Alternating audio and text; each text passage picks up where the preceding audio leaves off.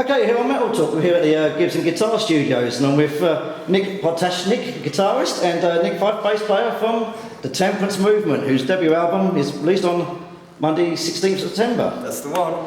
And it's good to see you, and how are you today? Yeah, really good. Really good, looking forward to the gig tonight. Exactly, it's like a little private album launch, and it's sort of Temperance movement, you formed in 2011, and the band sort of moved along so very quick. You know, Are you surprised at how quick everything's come into place? Yeah, it's been unbelievable. We sort of had an EP out, but I think the main thing that moved things so quickly was just playing a lot of shows. Even this year we're going to play well over 100 shows, so we just sort of kept playing, and more people started turning up and bringing their mates, and we're really proud of it and very humbled by all these people turning up and liking our music, you know. And like I say, the Pride EP came out this time last year, in actual fact, didn't it? Yeah, I can't even remember. And a week later, it's been a blur. And a week later you played like the Sunflower Jam, big charity event, you know, there's Ian plays some Deep Purple, there's John Paul Jones with Led Zeppelin, Alice Cooper, Brian May, so was that a nerve-wracking experience for you? Because like the Albert Hall, and you opened it up? It was great, it was fantastic. It's and, you know, it felt amazing playing in that room, and it was a great opportunity to do it. It's something that I've actually sort of been involved in for a while, which is we got invited to play them, and it was a great night. It felt right. Yeah, it was amazing. Up to that point, we just played very small clubs, and to put our sound in a big hall, and obviously a hall where we've watched so many of our favourite people play, and hear our sound coming back, and hear Phil's voice coming back at us, and it was a really special evening, and obviously for a great cause as well. So. Exactly, yeah. And I think you won a lot of fans over, because I think at the time, really, to be fair, nobody knew who the Temperance movement were. Yeah, for sure. It's only 2 songs, but you know, it was a fantastic performance. Yeah, so I think everyone went home and watched Zeppelin and Albert Hall straight after that.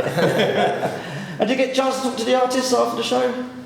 Yeah, it's sort of, we've all been lucky, we've all been sort of working musicians for a long time, so we've got to meet a lot of different people, and it's always nice just to try and not be the super fan, I guess, because we are such fans of all these people. Yeah. You know, John Paul Jones was over there, and I just sort of said hello, and that was it, because I was worried of coming across as an idiot. You know? So, but no, it was amazing, and you managed it in one word. Yeah, exactly. And to have these guys coming up to you and patting you on the shoulder and going, "That was great, really liked it." It was just, you know, very humbling again. It was kind of surreal. Yeah. It was, yeah, good night. We'll remember that one. And like you just said, you've done like 100 gigs this year, and like you played all the clubs around London, like the Scalas, the Water Rats, the Borderline, the 100 Club. Is there any like them gigs stick out for you? Is that a favourite venue? Well, you know what? I think all of those gigs you just mentioned, they've all sort of had a turning point for us. You know, when we played the Borderline at the beginning of the year, it's the first time we had 400 people turn up to our gig, and that blew our minds. Then we played the 100 Club and had like 500-600 turn up, and that was amazing. And in the Scala a couple of months ago, we had 800 people in the room, and it's just, you know, all within 3 months, and so it's just mind-blowing, and we're so grateful for it. We're out there writing and playing music we love, and people are turning up and listening to it. It's amazing, you know. And I say, late this year, you're playing the Coco, which is a massive step up. Yeah, well, I don't want to tempt fate, but if we can sell that out, we'll hit the end of the year very, very happy. And you know, if we do, it's a massive thank you to our fans for supporting. And talking of your fans, like Nick, you know, are you surprised because you don't just attract the rock fans? I noticed at your gigs, you attract like a broad section of people of different music genres. You know, what do the fans mean to you? Well, it's quite. I think you know, there's a lot of influences in the music, and it's fairly broad. You know, I think we have a crowd of people that come who were sort of around when a lot of our influences were playing in the, you know, and they were in their prime, and so they hear that and they come on because they hear where we're coming from, and then you have a sort of a younger crowd as well who you know, maybe found us on the internet, who might be listening to stuff like Jack White, Alabama Shakes, and they're into it as well. I think it's just, you know, there's a big mix going on in the music that seems to appeal to a lot of people. Have you ever sort of captured like a 70s rock vibe, if you don't mind me saying that? And what sort of music do you actually listen to yourselves? Well, all of us draw upon, you know, loads of different influences, but I think the common ones are the Faces, the Stones, Humble Pie, Free, Cream, all those bands, but also we're all massive fans of, say, Jack White, and I think what the Black Keys have done is amazing for our sort of music and the way they've sort of brought it to a much bigger audience. But we all listen to loads of stuff, and that's, you know, hopefully it comes across in our music. We're massive fans of the band as well, which were real, you know, music from Big Pink, and then their second record, they're massive records for us, just the songwriting and the way they're presented, and we're trying to draw upon that as well. And you're making a big splash tonight in the UK. You made any waves in America yet?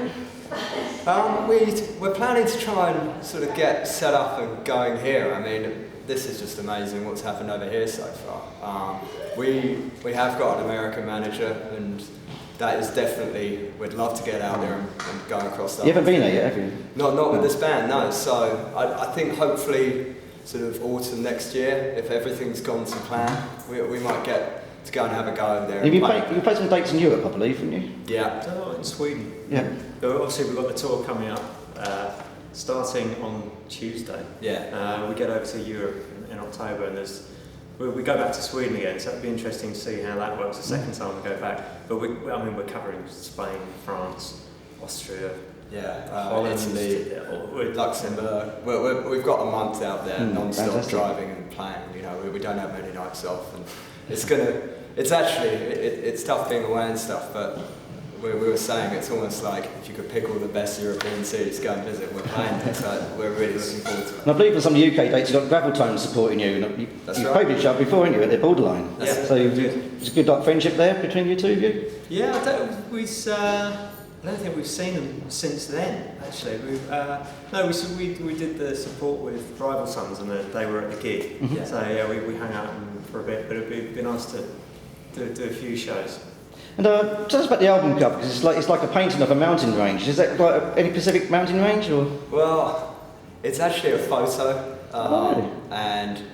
but you know what? We almost decided not to really say what it was, because it was a friend of mine that had done it, and I sent it to the guys, and everyone thought it was something different. And you know what? If I say what it is, it's going to come and spoil it. So yeah. But it's what you think you make up what it is. You know? Yeah, exactly. It's a massive pair of breasts. If you stare at it long enough, it's like it'll change into something else. Yeah. And obviously the original EP Pride, it came out like a pink cover. So which member of the band's favourite colour is pink? Oh, that was definitely Luke. Yeah, that was a mistake. It was meant to be white, but it's coral pink. It's coral. I think that was mainly down to me and Paul being guitarists, and we're huge fans of like the old sort of Fender custom colours, shell pink and that. And you know what, we're very proud to be a rock and roll band, but I think there's a bit more to us than that as well. So we just wanted to really say, look, this is something a bit different as well. And there's lots of different sorts of songs. And so what ambitions do you have for the band? You know, where would you like what sort of level would you like to go to? You know, is there any dreams you want to come true? Like? Well, no, I mean, we've done the Albert Hall. Where is there to go? No, I mean, that's obviously one of our favourite venues. It'd be great to go back there and have our own show. And I mean, that would be an amazing achievement if we could get there. But, you know, we started this year off hoping we'd get to Scala by the end of it, and we're getting to Coco. I mean, we couldn't be happier, and it's built up, I hate to use the word, but very organically. And we're just very happy to keep just believing in what we're doing and making it sound how we want it to. And if it keeps progressing like it is, we couldn't be luckier. You know? I think the goalposts are continuously moving forwards. So I mean, I don't think we could have imagined that we'd be in the position that we're in now, sort of at the beginning of the year.